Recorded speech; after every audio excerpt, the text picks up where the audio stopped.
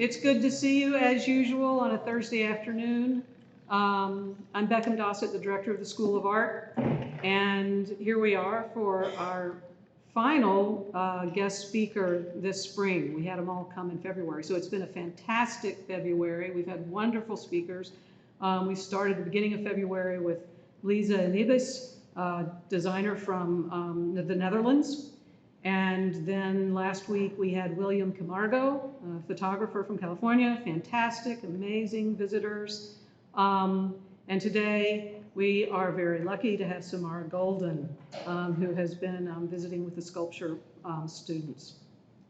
So this is something we do every year in the fall and the spring. 3 speakers in the fall, 3 speakers in the spring. We invite artists, designers, and scholars who come and work with students and give a public talk and really invigorate the studios, what's going on, and extend what we're teaching. So we're very fortunate to have all of these people. As I said, we're finished after this one, unfortunately, but coming up in March, on March 24th, we're going to have the opening of the MFA thesis exhibition in the Blaffer Art Museum. Yes, I can see the third years are excited. That's going to be a great event. Just like it was last year, we're going to do it again. So be sure to come to that. And then after that show, we're going to have the annual School of Art student exhibition in the Blaffer. And that is also a very good exhibition and a good time. So with that, I am now going to turn it over to Professor Jillian Conrad, who will introduce Samara. Jillian. Thanks, Beckham. Can you hear me okay? Is that okay? So Samara Golden is originally from Michigan. She received her MFA from Columbia University in 2009. Her work was exhibited in the 2017 Whitney Biennial, and recent solo exhibitions include MoMA PS1 in New York, the Yerba Center of Art in San Francisco, Night Gallery in Los Angeles, and Canada in New York. Her work was included in the 2014 Hammer Biennial and Room to Live at MoCA Los Angeles. In 2015, a monograph on Golden was published by MoMA PS1, and her work has been written about in ArtForum, Art in America, The New York Times, The New Yorker, and Mousse, among many other publications. Golden's work is in the permanent collection of the Whitney Museum, LACMA, and MoCA in LA, the Zabludowicz Collection in London, and the Yuz Museum in Shanghai, and she lives in Los Angeles. On a more personal note, I've been lucky enough to see several of Samara's works over the past few years in person. And when I knew I'd be teaching my Art and Magic seminar this semester, I knew I also wanted to have Samara come and talk to us at the University of Houston about her work. A few years ago, I saw in the New York Times an article that was specifically about her collection of periodicals called Genie, the International Conjurers Magazine. And to finish up my introduction, I'll leave you with a quote from this article that describes Samara's practice this way. She is an artist working within the limitations of physical materials to conjure intangible realities and disorienting environments, an approach similar to how magicians, and I would add artists, embrace the tools at their disposal to create illusions. Thank you for joining us, Samara. We're so happy to have you at the University of Houston.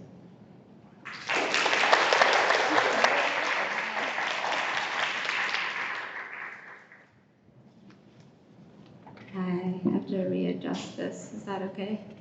Okay. Hi, everyone. Thanks so much for having me here.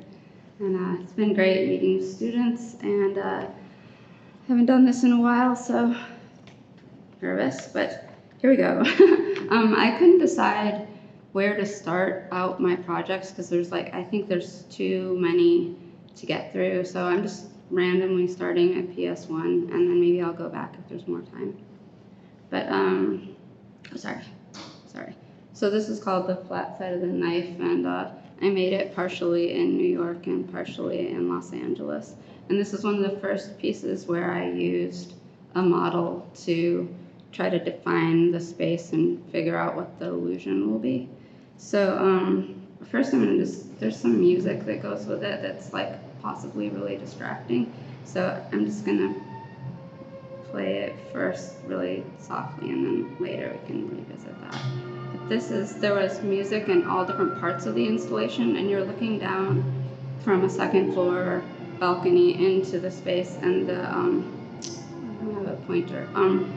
The bottom of the space is mirrored, so there's a demarcation line you can see in there, which you'll probably see in later pictures better.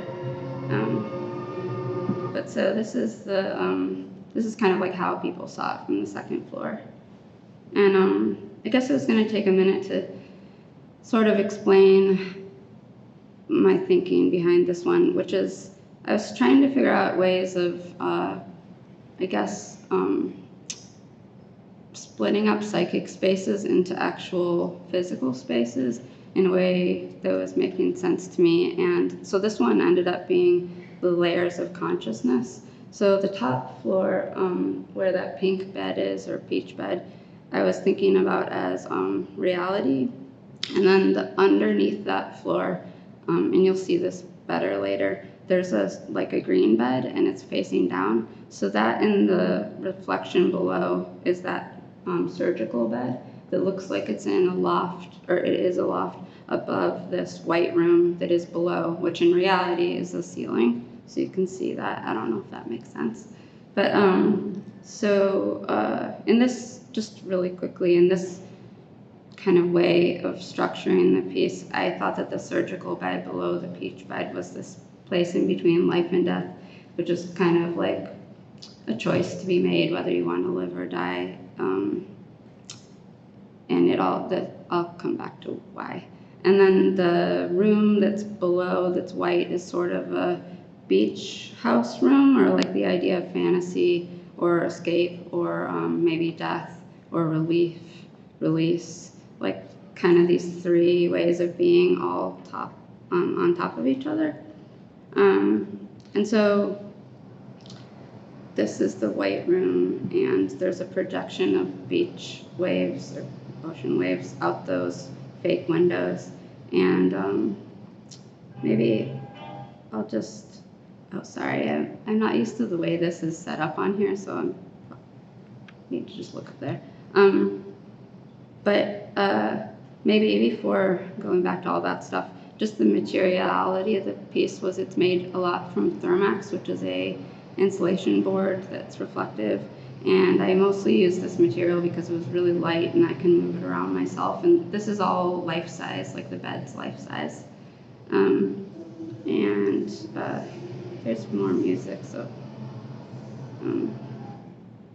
And we have a lot of different pictures here showing different details and stuff. And I decided in this presentation to put in a lot of behind the scenes photos, so you'll see how all this stuff is made too. But so this is the surgical bed, and basically this piece was also, well, it was a new thing for me in a lot of ways, but it was also based on this idea of, well, I had pneumonia when I was 30, and I was in the hospital and almost died, and a doctor came in and pretty much told me, like, you can either decide to live or you can decide to die, which I thought was really bold at the time that someone would be so frank and clear. But it did feel like a decision, and I definitely decided to live, and it was a real struggle. So I had never made work about that was that personal, and I didn't feel like it was that necessary to tell that story through the piece, but it really did push me to put every detail in the piece. It sort of started my, I guess, superstition about how if everything in the piece means something to me, and quite a lot, then I feel like maybe it can build up the emotional pitch or momentum in order for it to mean something to someone else. It's just like a superstition or a trick, I think, that makes it possible for me to make stuff, kind of. But so, yeah, all this is like resin and fabric, and of course this is upside down, so you'll see it in a later picture. It's all stuck down completely. And this is the white room, and let's see. I have a little too many pictures here, but there's also these brick creatures and wheelchairs and Sorry. There was music and like there was so different in different areas. And also another element of the piece. Am I sounding okay to you guys? Okay. Was this little? It's like a stairway foyer, I guess, that you get to from the bottom floor below where the balcony area is at PS1. So it was this just little square of space. And this is like looking directly down from the balcony at people sitting on it. So I had been doing a lot of pieces with live video and like green screening, and to that live video other things, which I can go back and show. But that was sort of my earlier work out of after I was out of school. So in this one, I kind of held on to that idea a bit and used used a camera that was mounted on the second floor level, looking down into the mirrors at this surgical bed. And then I had these words going in all the dark areas of that of that image. And these words were, I don't know, you're not supposed to necessarily be able to read it, but it's all the anxiety and problems and questions and emails and communication and every problem of making everything that ever came up through the making of this, and like lists of stuff I was buying. Basically, I'm a very overwhelmed person in general, and it was kind of a way of,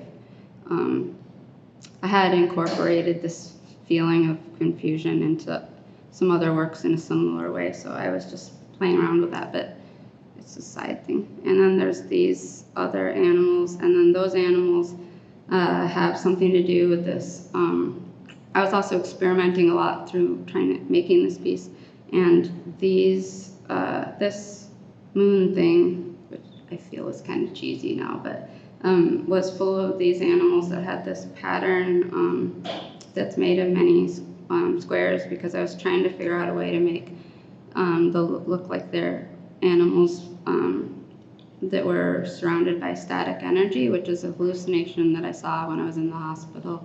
And I've been trying to figure out how to do these animals for a long time, and this is my, I guess, first serious attempt at it. So how it worked was that there was flashing red, blue, green, other colors projection onto these, and so each one negates the other, so all the little squares turn into the static energy.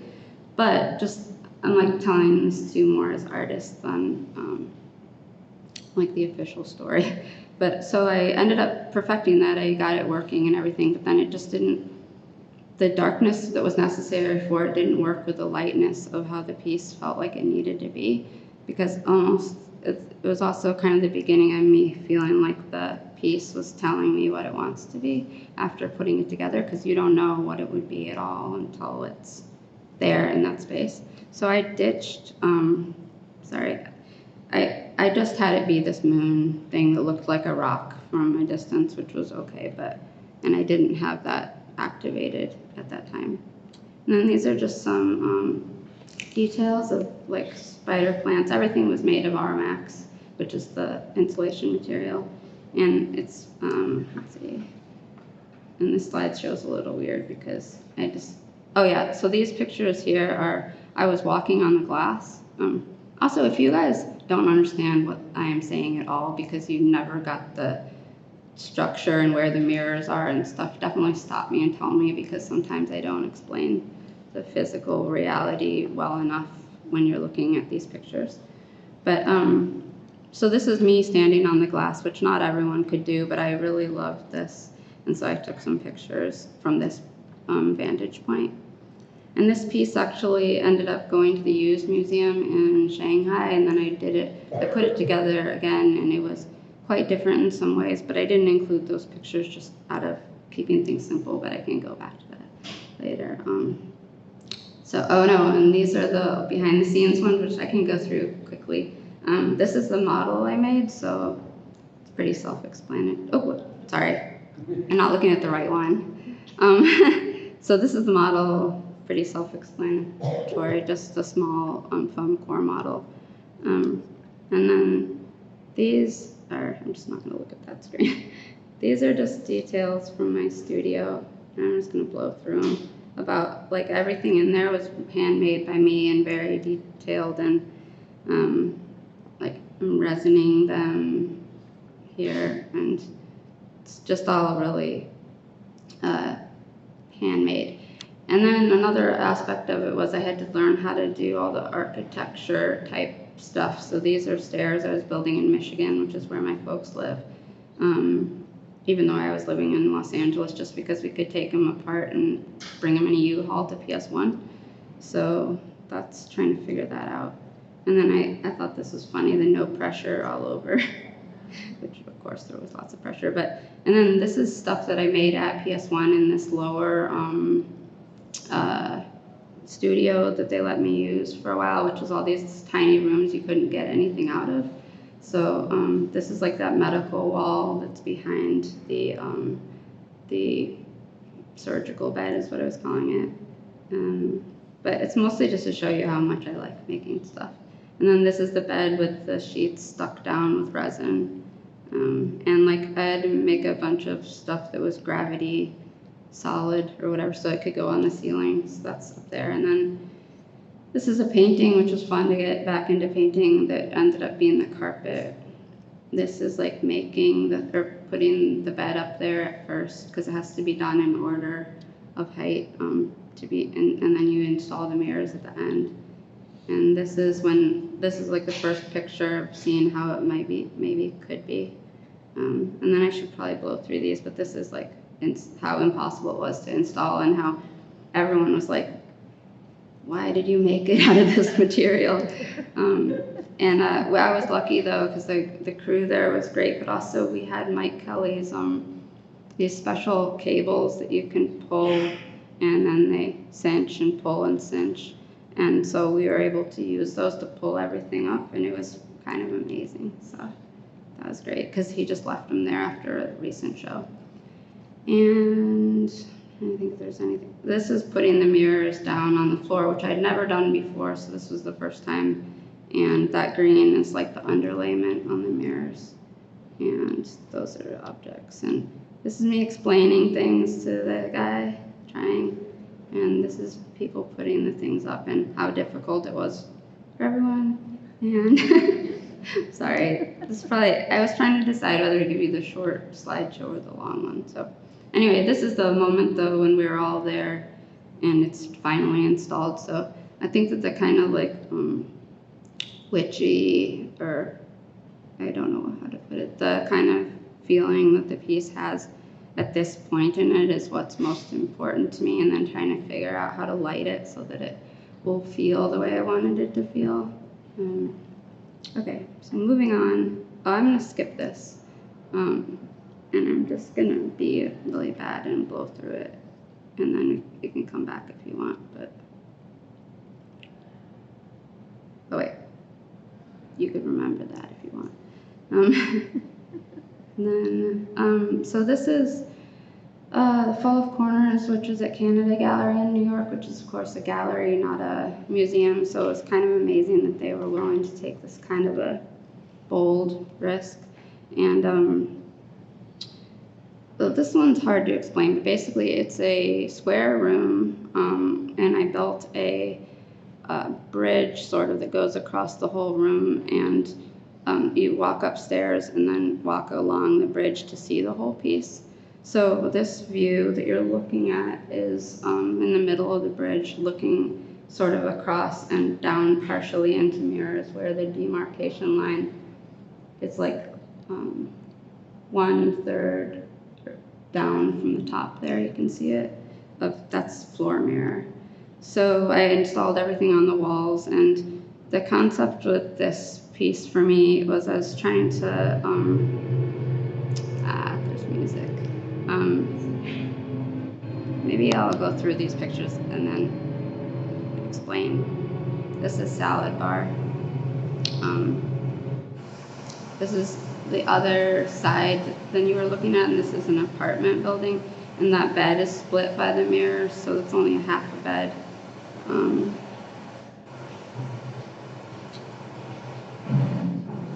And there was also moving light going all over this dining room vignette.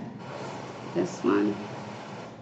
Sorry, I thought I had ones without sound, so I'm gonna go back.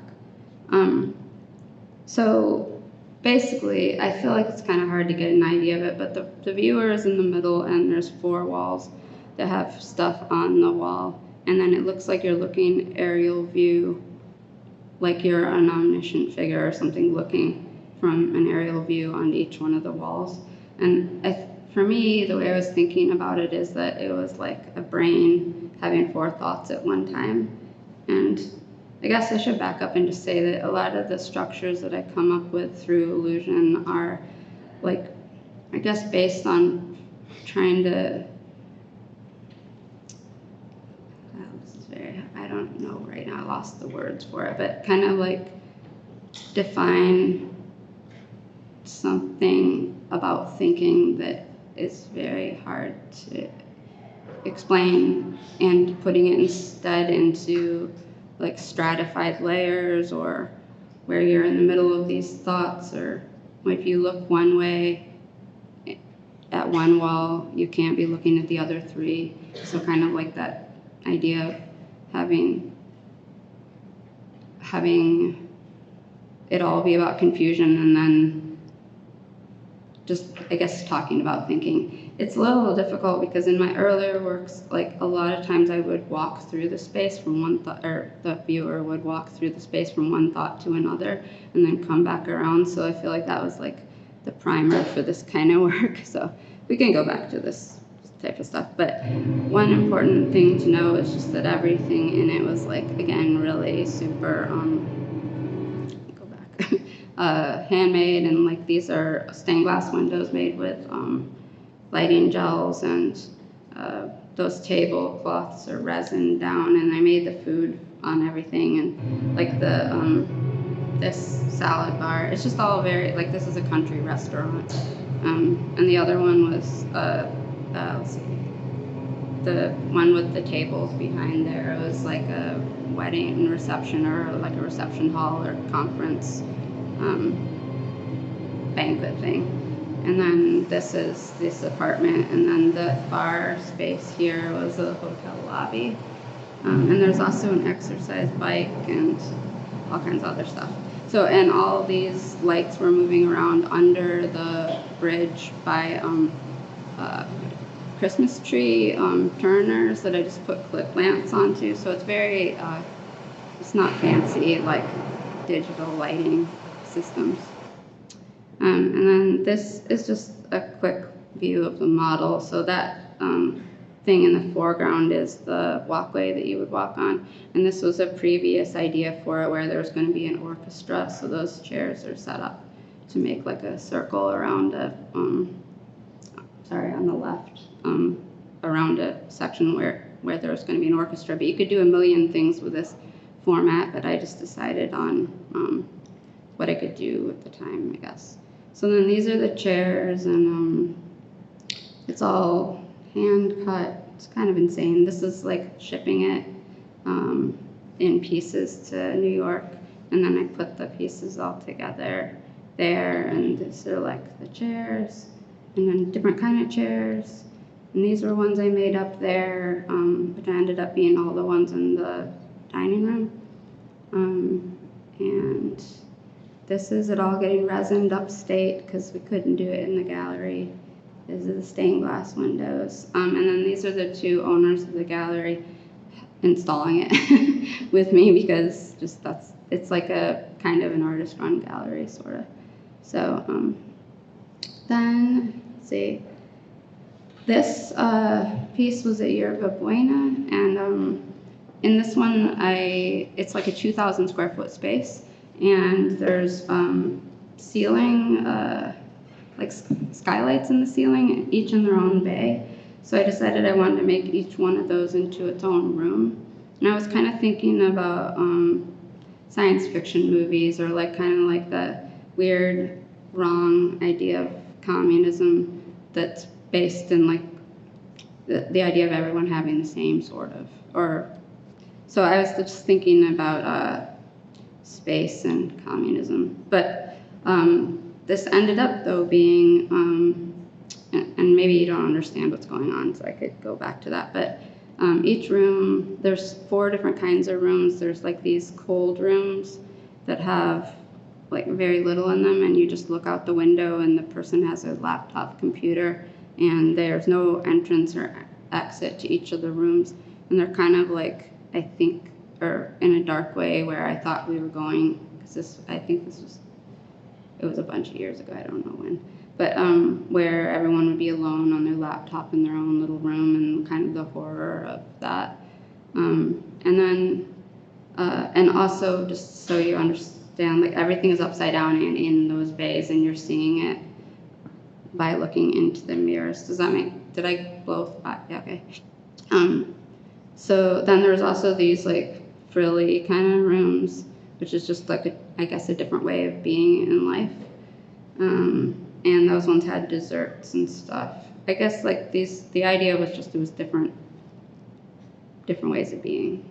And then there's also these, let's see, these stained glass rooms that, I mean, and I have all these personal reasons for everything, but I don't want to bore you guys with all of it. But this is like, it was supposed to be more messy and supposed to be more related to my mom because of the stained glass stuff, but it's really hard to make a mess upside down, like at like whatever it was, 25 feet in the air. So I made a lot of clothes and stuff that were messes and drilled them up there, but it still doesn't look like a mess.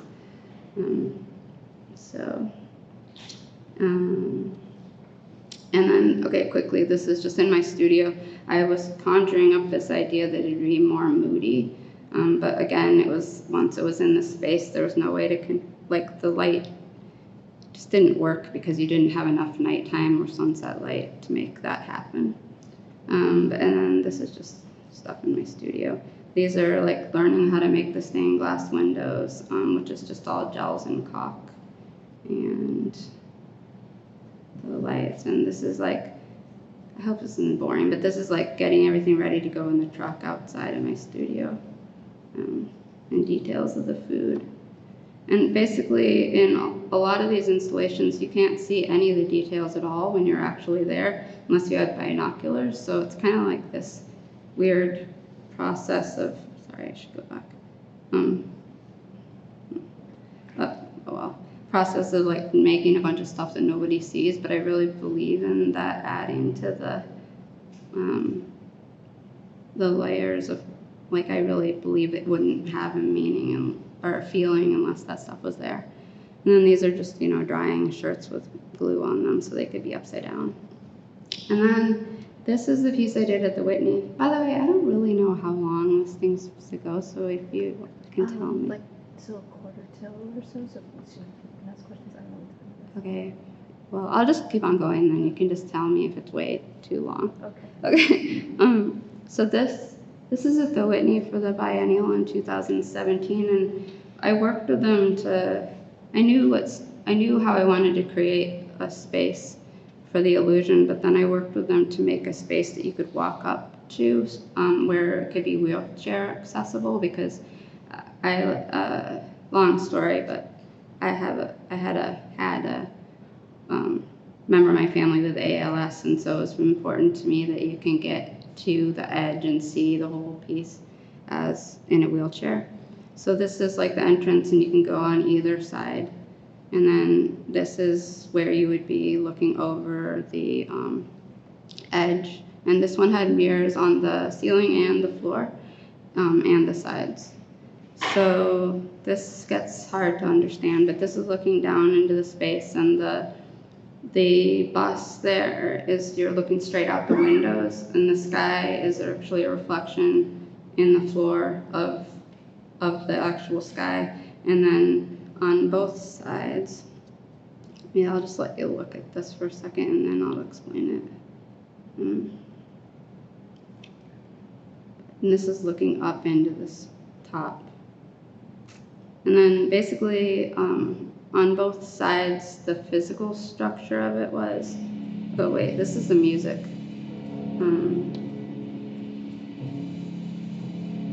I can go back to this, and it should be much louder. But let's see. So okay, I'm just telling you guys because you probably want to know. So it was like there's a loft in the middle of both sides of the space, and then there was a I'm like even confused about. There's mirror on the ceiling, and then there's a surface on the ceiling that I attached stuff to where there wasn't mirror. Then there's a loft with stuff on the bottom and top, and then there's the floor area, which is where these wheelchairs are on the left picture. So it's basically like a mirrored area on the bottom and the top, and then there's 3 levels. And then and I set this up so that when you are looking down, it's an infinite number of floors, and it's twice the number that you're seeing if you're just looking sideways. So and then it's also on the right hand side on the picture. So, and those are different vignettes. So I can tell you about what they meant to me, but maybe I'll just show you a little bit more of the way it was working. So this is like what it would look like if your feet were right there where that guy's feet are.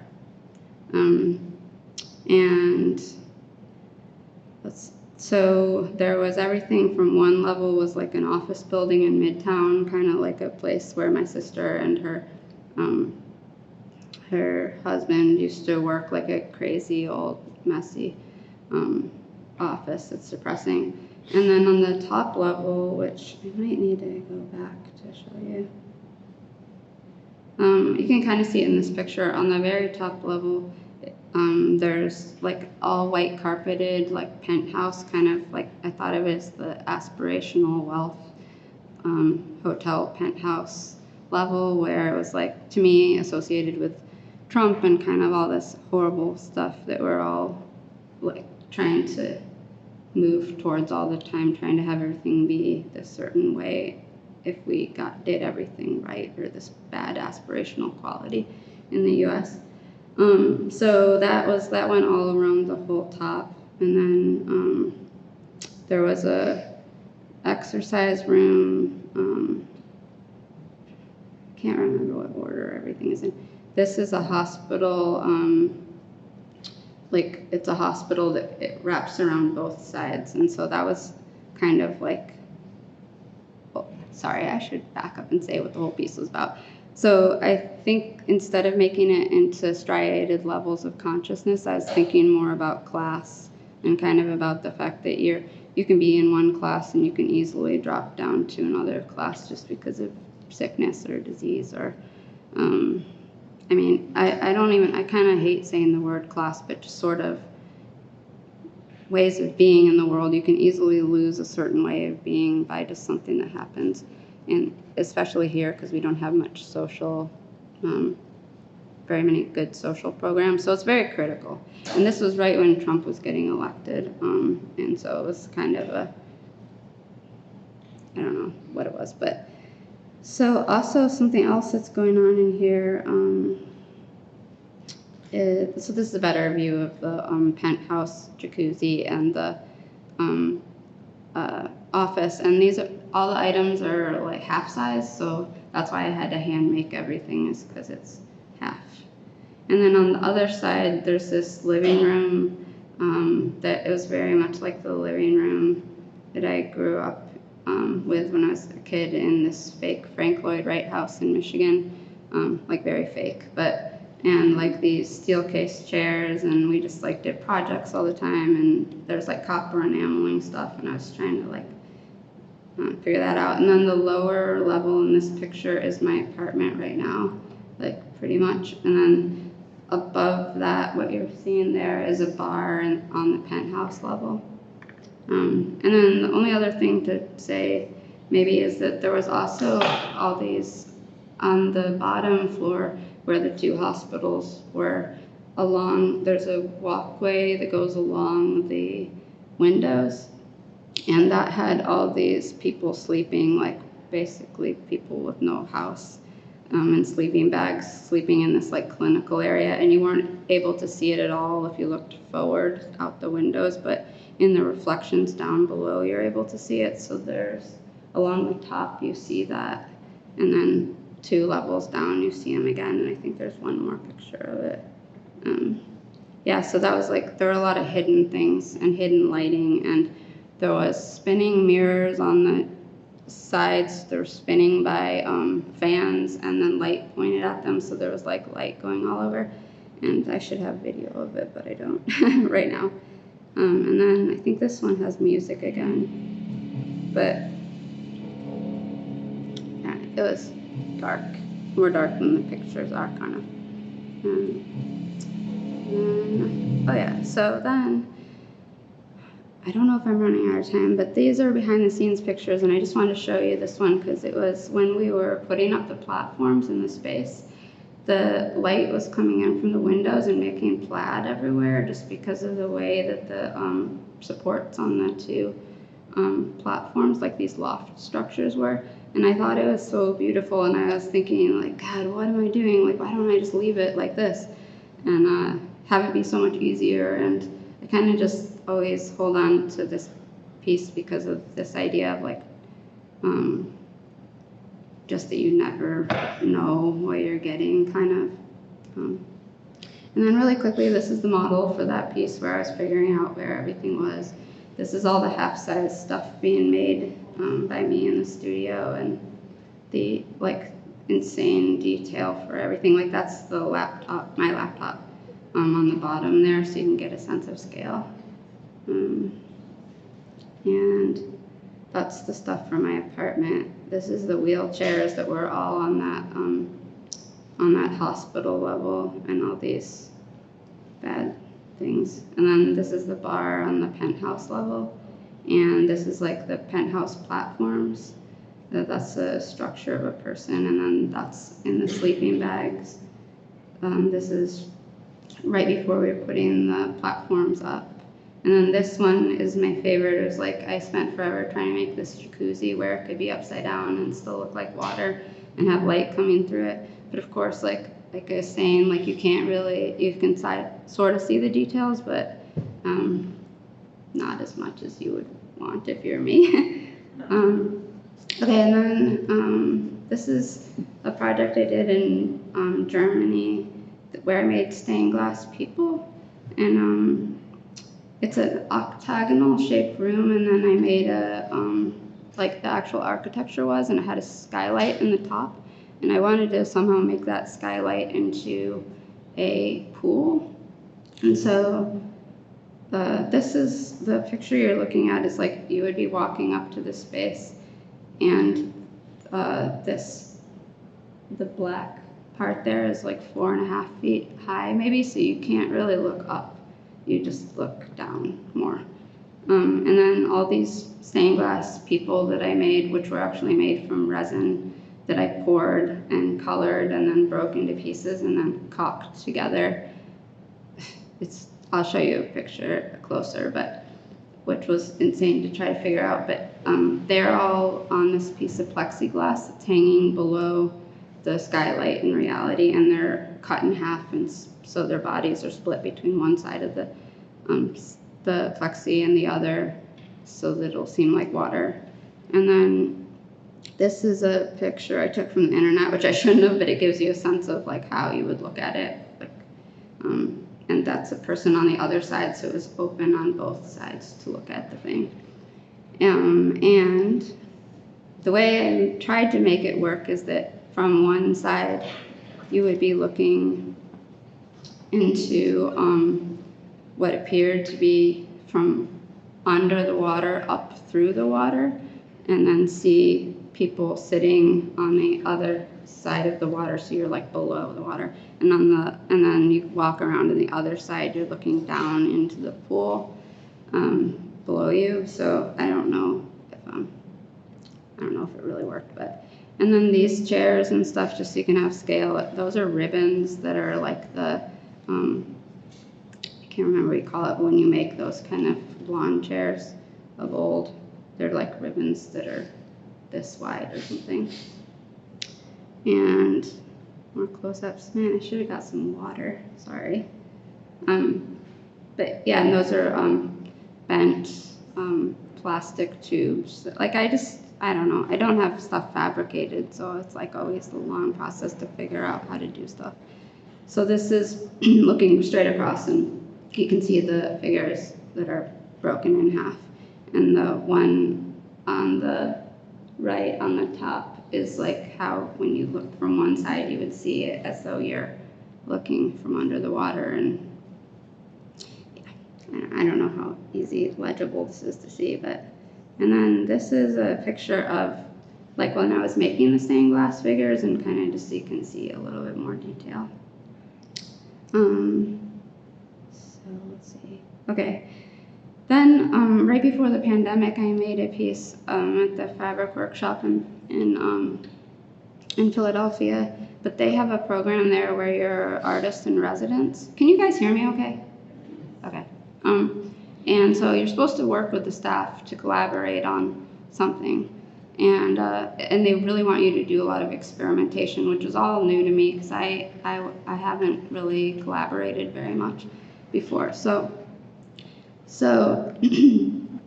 this is the way this piece ended up being, and then I'll tell you more about it. But oh no, I thought I had a video here, but I'm just gonna, maybe it's in it's in a different space.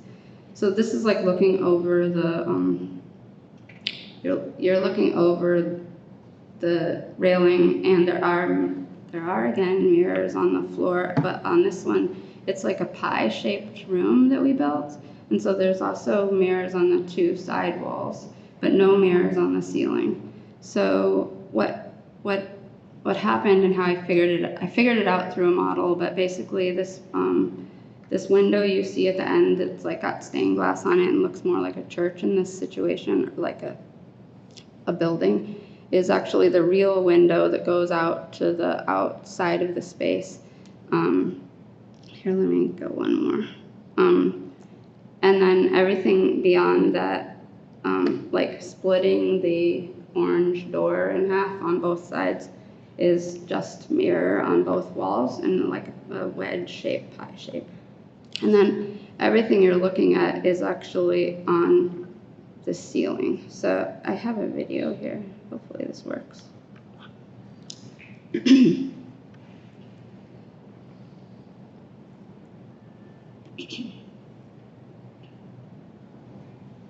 This is walking up. And this is like 30 feet deep, I think 32. And there's a soundtrack.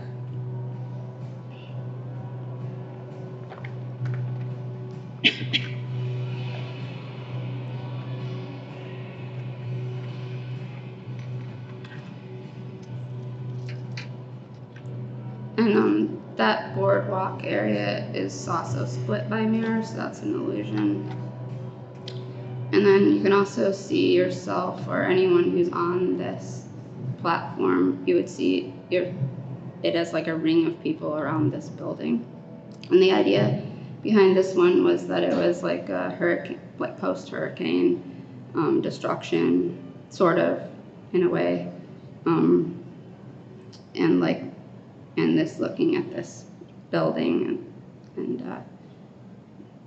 and all this stuff is like metaphors to me, but I feel like it's easier to talk about after showing a bunch of projects and then get into that. But and so this is like this is the right side, and the left side, I just thought it's like helpful to see the way the glass changes the color because it's amplified so many times. It gets greener and greener towards the back. And then these are just details. This is literally, I feel like I'm telling you a bunch of tricks, but this is literally half of a walkway, and then the other half is created in the illusion. And so, and same with this couch. And so what happened is that I was there in Philadelphia making all this half-size stuff with everyone, which was really amazing. But then the very beginning of the pandemic happened, and I had to leave. And we had only installed like probably half of it into the ceiling, and we had the side mirrors installed, but not the floor. So they did all that after, like 6 months later, after they got back into the museum, because they weren't allowed in at all. And then they put it together, and I worked with them over Zoom and stuff to figure out the lighting and everything. And then I never saw it in person, which is really weird. And yeah, it was kind of interesting because whoever makes a piece, they never get to see. But there was all kinds of, like, I took tons of pictures, and then we would like look at the pictures and people would try to make the different things, and I tried to give them all my tricks for making things half size and stuff.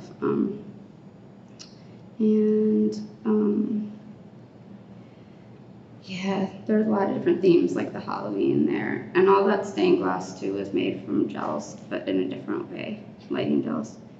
And so this is the model, really quick. That was, I thought I could get the sky coming into the windows all the time, but I couldn't because there was a building across the street that ruined it. So that's different things. So okay, we're almost getting more recent. So this is a project I just did last year, I guess, in Night Gallery in Los Angeles, and they had just gotten a brand new space, and there was a mezzanine, which you see on the far back right, the stairs, which I asked them to leave there. And all these other walls are ones that we built. So you walk up those stairs, and then you're on this high mezzanine, and then you look into this another wedge-shaped mirror space. And so this is what it's like to look over.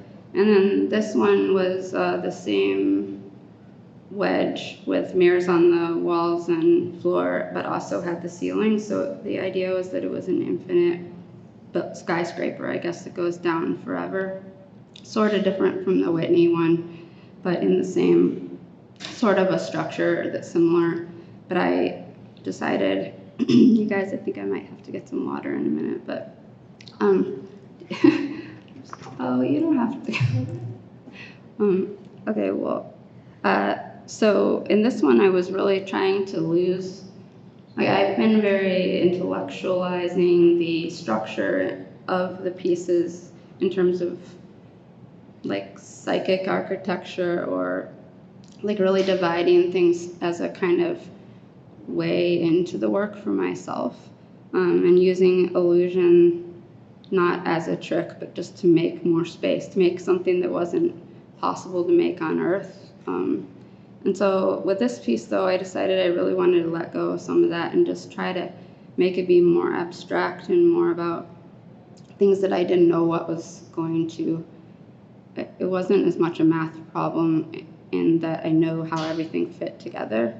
So I tried using these dichromatic vinyls, which change, it's like fabric that changes the color depending on what perspective you're looking at it at. So I had, it's again like kind of complicated to see in the images, but on one level, the background, let's see if I can find, like those are snakes and crabs on the second level down there with the green background. But when you see it again reflected down below, they're on a red background. So it's like about trying to make, instead of making 3 platforms turn into 6, or 3 vignettes turn into 6 vignettes, I was interested in each one gaining and growing at like a different quality. Thanks so much, sorry. So I actually do have video of this one, which can maybe show this better, but just to explain the levels a little, like I said, I wanted to try to not have everything be so literal. So one of these levels, I don't know, can you see the pointer? No. The third level down there is all intestines, and they're all made from spray foam. And I had never used spray foam before this. Then so there's just like a whole floor that goes around in a square, which you'll see in the video. And then the floor below that is actually like nuclear people kind of that are on the top, literally on the top level of the thing reflected. And then below that, below that is this apartment that was a lot of the stuff that I used in the thing at Fabric Workshop. I reused some of that and made this like post, just like this destroyed apartment kind of. And then below that is what ended up being here, like a ocean with waves. And below that was and when I say below, it's not really below, it's some of them are up under and then reflected, but then in the reflection below that are all these snakes and crabs.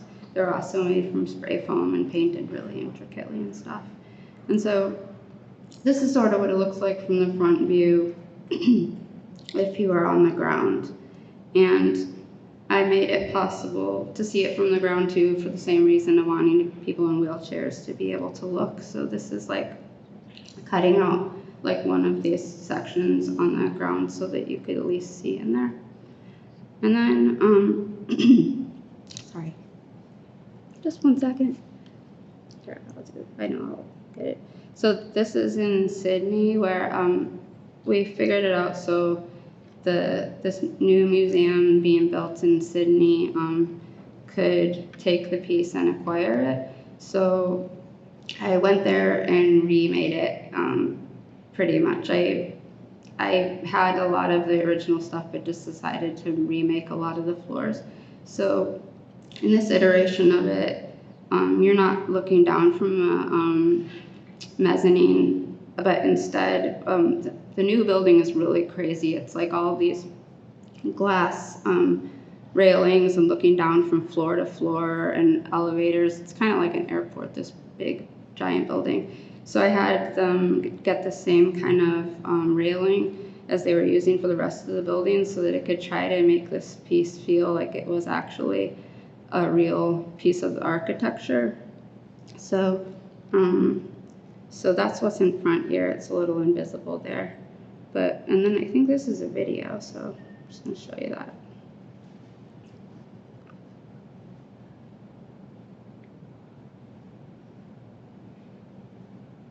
And those are all the people looking at it that are along the railing, if that's not obvious, but.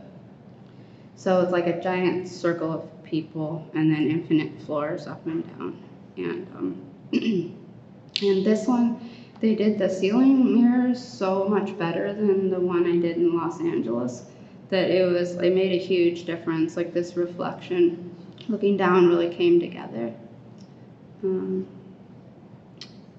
I think these are just, there's so many differences in this, but one thing that you're not seeing very well is going back to that idea of having the dichromatic vinyl show appear one way and then another way, is that this second level down is this is like looking directly across. It's kind of this weird, I don't know, like pinkish bluish, but later on, I hope I have a picture. No, I don't, of course. No, I don't have it. Well, lower down, it turns into the extremely, extremely bright colored blue pool that I wanted it to be. So it was a lot of figuring out and very complicated in that way. And then those are the newly repainted guts, which look a lot grosser in this one. And then this is looking up at the apartment level and like, yeah. And then this is the people on top, and this is, when you're looking up, you saw it with a green background, and then when you're looking down, it's like with a yellow or orange or bright, like cherry red lower when you look, which I know sounds really technical, but it isn't, it's more physical. So I think I think that's it for the, like, I just started like at a certain place so I can go back to projects I did before or we could, I don't know, do you guys normally, do you normally have questions and answers at the end, or? Yeah. Yeah?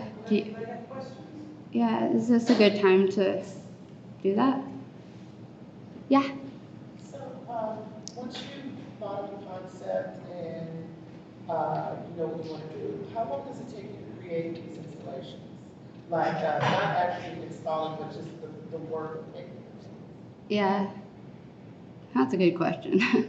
It's usually so stressful and out of control by the time. Oh, cool. Yeah, I think full on making ends up being like 4 months usually, or maybe, but I mean, usually it's because it's, well, you guys can imagine it's sort of like the negotiation of trying to figure out what the structure will be and building it and figuring out budget that would work and doing all the changing of everything that has to happen because there isn't the money to do that, and then figuring out the scale of everything, and all that stuff ends up, and this is something that I don't like, that I need to change, but it ends up taking up so much time that by the time it's actually like, okay, we're doing this, like then I'm just like making stuff full time, and it's usually a crisis.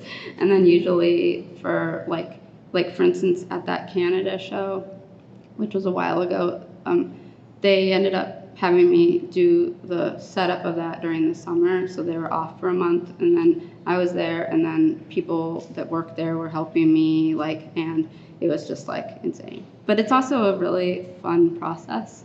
Like even in Sydney, I redid so much of it that it was up to the last minute, and I mean it's I like it and hate it at the same time, but I think about 4 months, and some of them were less than that. Like I was at the PS1, I was there for a month and a half, maybe almost 2 in their studio, but then before that I probably had a month and a half to make all the parts, and yeah, it's always too fast, much too fast for me, but does that answer? Anyone else? Yeah. Do you have scale specifically for perspective or for math to figure things out, or how to do it with scale? Yeah, that's a great question. Yeah, it's just usually it's been a literal need based on the height of the ceiling and what I wanted to cram into that space. And I felt I was able to get away, for instance, with, say, the Whitney, I could only have 2 floors instead of 3 floors turning to 6 floors. It would be 2 floors turning into 4 floors. If the scale was bigger. So I almost wanted to push it and make it smaller than that, and I've tried, but the problem is that it has something to do with the distance of the viewer from the objects, whether it can be hopefully, or my goal had been with these ones that you don't know it's half scale at all. You just can't really tell how far away it is, and you're not really, it works like it's full scale for the most part. But that's a little debatable, but when I made it smaller, it wasn't working like that.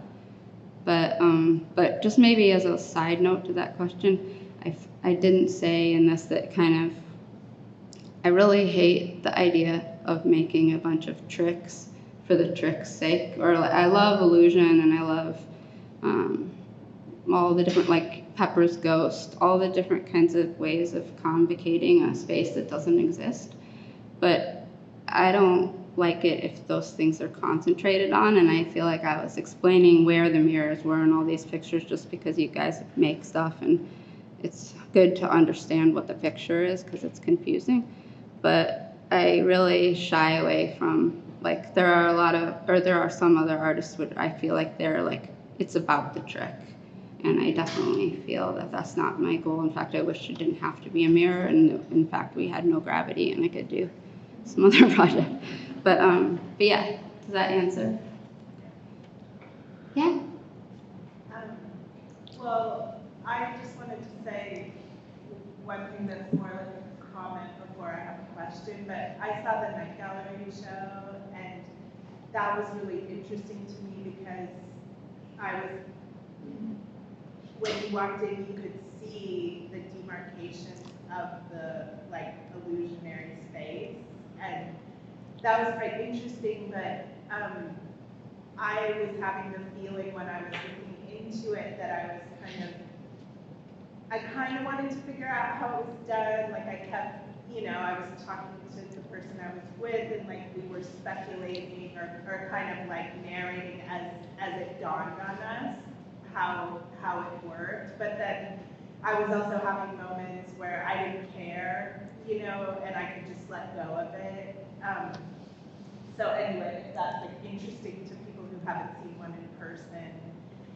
But the question I have is, like, I guess it comes up with the Whitney the most, the Whitney installation where you like literally have people who might be unhoused within the installation, and like that Whitney, the building is a show of power, like the views you get to have, the real estate that it's taking up in Manhattan, and even, just the scale of it, as many art museums are. And there's some, I guess to me, like there's something about you exposing all these different like levels of class or whatever within that institution. That's a political gesture. And so I guess could you speak to that? Like, is that, you brought up the issue of class, but is that something that you're thinking about explicitly? Yeah. Yeah, that was just great questions. Well, first I want to address the first thing you said, but I'm hoping I don't forget about what I was going to say. The second thing. Just like in terms of breaking the illusion, I guess, is what you're talking about. When you can go in the actual space, you can figure out what's going on. I've always liked that sort of this kind of like, I guess it's like Brecht idea of having there be an idea that then you see around the edges of, or like walking around the back of a set, or a set is a bad idea, but or films, I'm like very influenced by film a lot, and there's always those moments of breaking the illusion of the film to walk around the back. So I never shy away from that, but my hope with it is that the actual piece, the feeling of it, can suck you in despite that, and I feel like that's a powerful thing to be able to do, more powerful than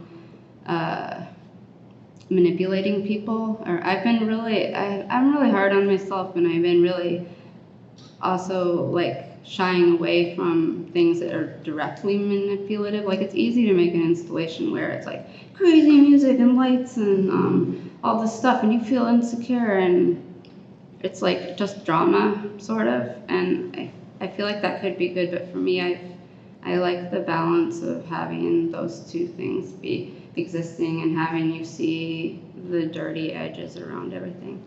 And then about the political stuff, it's actually really interesting because that Whitney Biennial ended up getting political in a different direction with Dana Schutz's paintings. I don't know if you guys are aware of that or if I should go into that, but it's interesting because I felt like my piece was actually quite political, and I really was unsure about, there's so many little details, but in the penthouse level that was literally on the ceiling, there are all these grates that are in front of these heating things, because like you can't block the heating things at the museum. Like there's all those problems.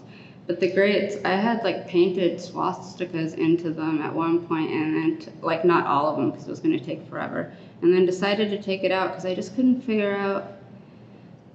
It's just like it's very hard to figure out the reception of the piece in the way that you want it to be, and making sure to be responsible. I couldn't figure out the question totally, and realized that I feel like just having it be this horrible, like, I guess I just keep on calling it like this aspirational wealth situation, penthouse Trump thing, didn't necessarily need, and because it was all white, it was already like the white right to me, just in the way that I considered it, and I didn't really need to go all the way there with swastikas, and that's, I think, was the right decision at that moment. But I also really thought I was going to get questioned so much more about because the hospital level it's all totally personal too. Like that's really my experience of like, you know, you're fine, and then you get sick and you're totally screwed, and you're like, it's totally an unfair system in every way. And I used to be an anarchist, and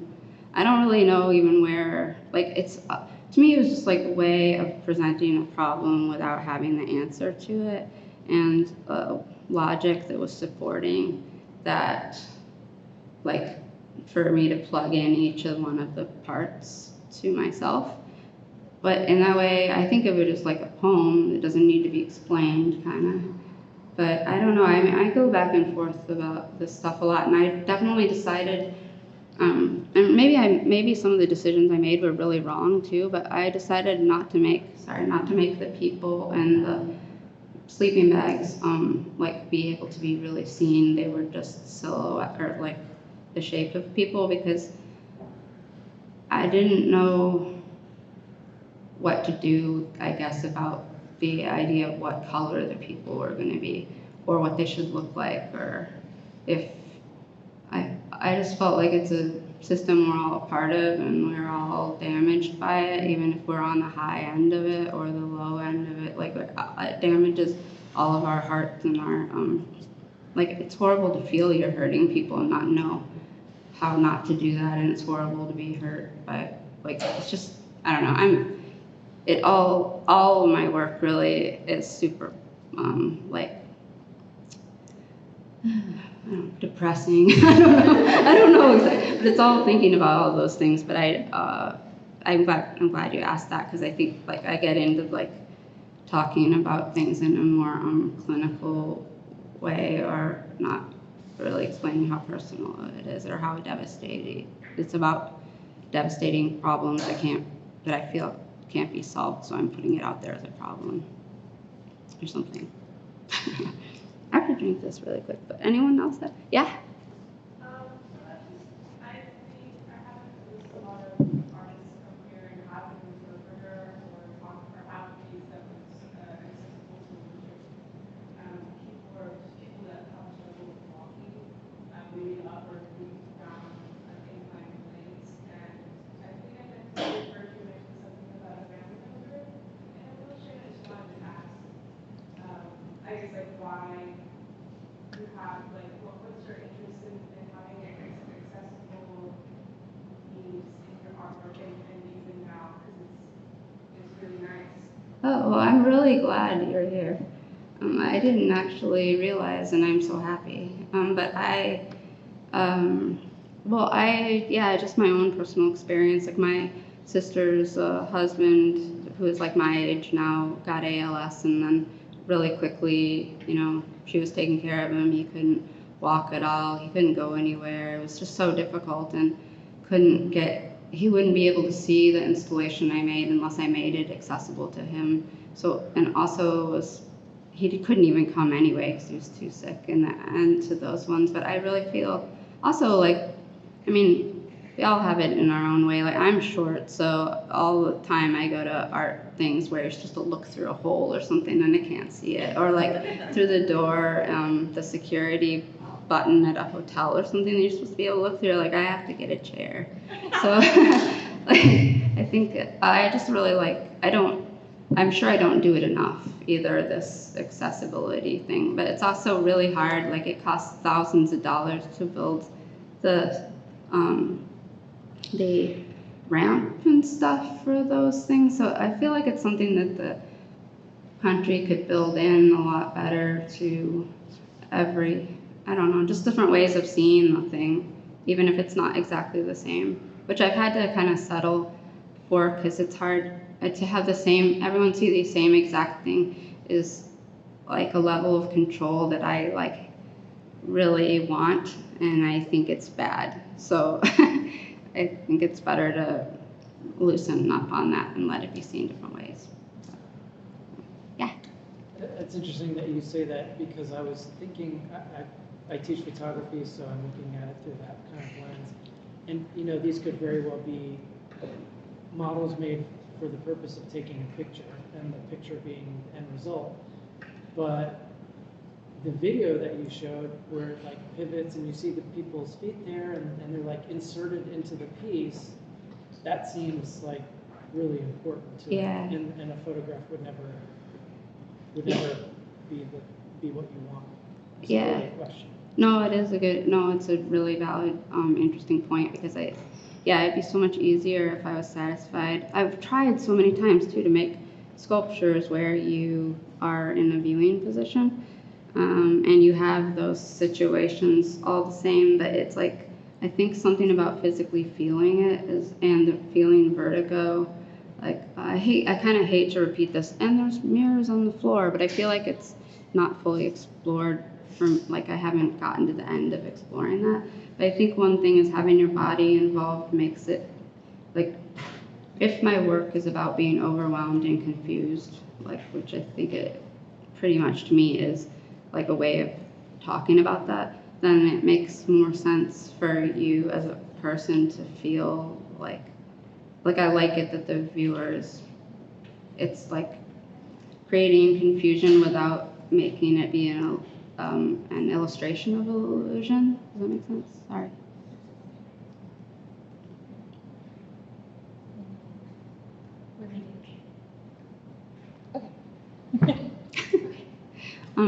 But yeah, I think about this a lot because, oh, hey, thanks so much. I don't know. Thank you so much. Thank you. But yeah, I feel like something about actually physically affecting people is like, well, I don't even know what the class on art and magic is really, but I'm going to find out, I'm sure. But I do feel I have a lot of superstitious ideas about what creates something that you can feel something from. So I think it's harder for me to do it without that, like having a person be physically involved with it. But it would be so much easier if it didn't have to be that big. Yeah, that's a really good point. And I should have more video. I do, but you know how it is. Your use of sound? Yeah. Well, I always wanted to be a musician, and all my friends were always musicians up until I was 35, and I didn't have any art friends, and I feel like it's just, well, in one way, it's a way to build emotional, whatever, I think before I said pitch, but like some way to make it feel more like, but I feel like it's a little bit of I shouldn't do that too much. Like I try to keep it not too crazy, but it's also just another way to, if I could, I would use, and the earlier work that I hadn't shown you guys was like all these things I wanted to do: video, color keying, music, walking through the installation. Like I was trying to combine everything, every tool that there was to be able to make something be the way I wanted it to be. But I feel like it's a lifelong process, and for me it was kind of like just a decision at one point to try to make it like I would make soundtracks for the pieces and have all these lights and all these other things, and I just stitch one and then another to try to like focus it and make it be the way that I felt like it needed to be. Like I'm saying with the PS1 piece, it wanted to be light and it wanted to have natural light and feel this certain way that was to do with the room instead of controlling everything. So yeah, that's kind of where the music comes in. And then also I just like want to get better at being, I wish I could talk in that language better. I definitely can see, like when I have studio visits with people, the funnest thing for me is to be able to imagine this, like somehow I just am a bit, you guys are too, like just visual, and that if someone's talking about what they're thinking about, I feel like I see like 3 steps farther into what I think would be amazing, and I don't necessarily tell anyone, but like, it's just, I have that, and I don't have that with music as much, but I've always been, like live music was always such a huge part of my life, and I feel like it just brings you somewhere, and in a way that art will never work, or like film and music do that, and I don't know if art can do it, kind of. Not to be bad about art, but Thank you for saying that out loud. oh, yeah. Well, I feel like I say that and then sometimes, okay, anyway, sorry. No, I don't know. I feel that. I don't want to be discouraging, but I do feel, or maybe it's good to here, like, I didn't go to grad school till I was like 35, which I know isn't super late, but but like I know. Well, I actually really like it that you guys have more other lives, and then, but I feel like, oh no, I totally lost my train of thought. Oh yeah, I didn't ever feel like I understood art. Like I appreciate art so much more now after learning so much more, knowing painters, like knowing everyone's struggles are just as hard. But I felt very alienated from it and felt like only I understood music. I understood films and understood lighting and acting and like the whole but not like a stable thing. So I don't know. It goes back and forth. I now I sort of am feeling like I don't know whether people, like I really hate all that immersive art stuff that's happening now that's like all digital, like the Van Gogh thing. I hope that's not horrible, but like, do you guys know what I'm talking about? They probably don't, yeah. I think it's like really, I feel like it's taking everything. I just don't like, I think it's the bastardization of the idea of something being immersive, but I don't know. Anyway. Oh, well, anyone else have any more questions? It's been really nice to be here, and thank you for having me.